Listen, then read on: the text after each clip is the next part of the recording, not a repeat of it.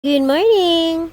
Ngayon nga ay dumating na in-order kong aircon. Salamat sa mga nagtitiwala sa amin. Salamat po Ama sa biyaya. At itong aircon na to ay dito na namin pinadeliver. Gawa ng sa January 3 pa kasi ito ikakabit. Dahil sa school ito, so wala nang pasok ngayon dahil holidays na. At tamang-tama din naman, nandito ang aking malaking itlugan kaya may nag-assist sa delivery nito. Medyo malaki din kasi, pero okay lang naman kasi may mga kasama namang helper itong nag-deliver. Sa January 3 pa talaga ang schedule ng installation nito, kaya lang in-order ko na dahil nagbayad naman na. Syempre baka magamit ko pa ang pera. Chos, gastadora ka kasi. Chos! At dahil nandito nga ngayon ang mamalaking itlugan, naisipan nila na mag-exchange gift daw sila. Kaya lang sa umpisa, bumalik ang pangalan ng isang itlugan, kaya uulitin namin. Ngayon, sama-sama kayo para may tagatulong ka sa sakit.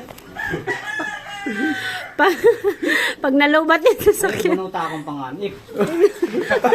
malay niya ba yun? Doon ka talaga sa malaki, ayaw mo talaga sa maliit.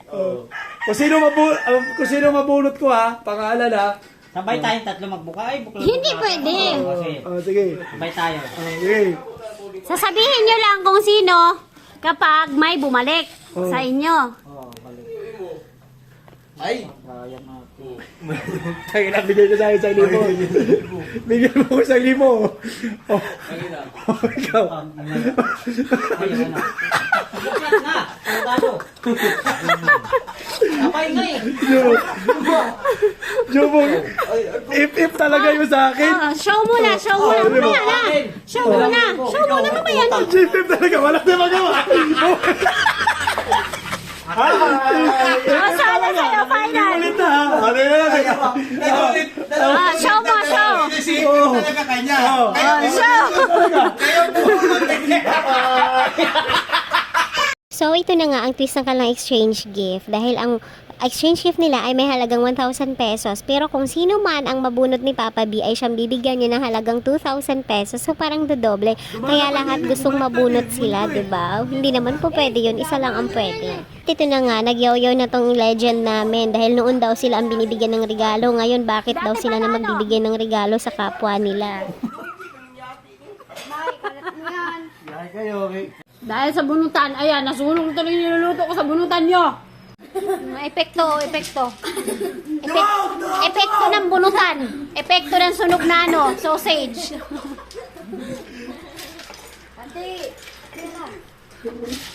O sige, Jumong, hihingian nyo pa ba ito ng pamasko? Nagkaganto na to, oh. Sige, hihingian nyo pa ba ito? Ay, Diyos ko po.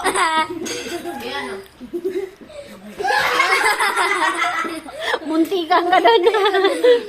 At pagkatapos nga ng kalambunutan, ay aalis na kami. Pupunta kami ng SM.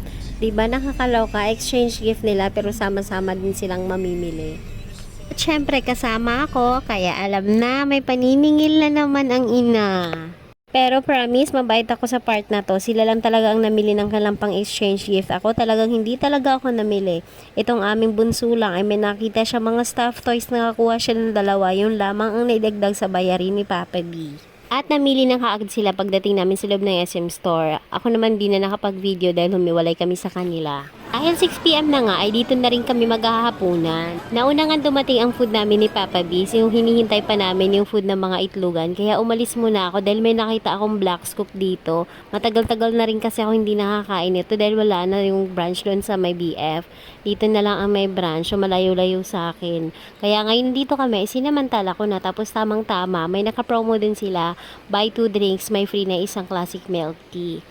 Nag-uninstall na kasi ako ng Food Panda at Grab Food para makaiwas sa gastos at talaga namang nakakataba ng bongga kung araw-arawin mo tong milk tea nila dahil talagang napakasarap, nakaka-addict talaga siya.